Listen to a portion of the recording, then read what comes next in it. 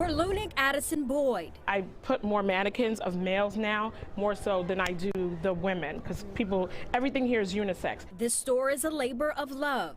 She admits she's always had a passion for fashion. I used to buy clothes and cut them up, and I would put pins, and I didn't know how to sew, but I always wanted to create. But the vision for her spiritual brand called God is Great came out of a place of pain. After struggling with drug addiction for years, one day she had had enough. I remember running up a flight of stairs in Newark, New Jersey, up to a church. I got out my car, left the car running, and I fell to my knees and I asked God to please help me to remove the taste from my mouth. And if he did that, I promised that I would glorify him all the days of my life, and I've been doing it ever since. She started her spiritual brand called God is Great. So we started the business out of the trunk of the car in 2016 with $48 in dimes. I started selling scarves, and then I took that money and I started selling mugs. In 2020, she got an offer she couldn't resist from the Livingston Mall in New Jersey.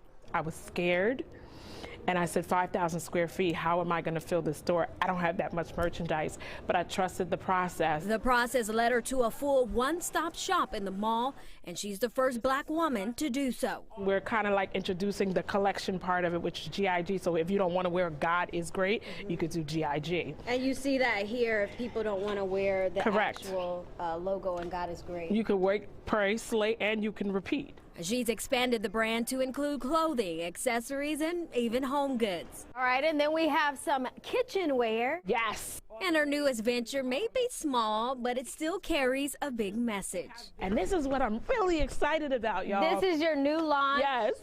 Why was it important for you to incorporate clothing for children and babies? And babies. Well, this was important because our kids need to be covered.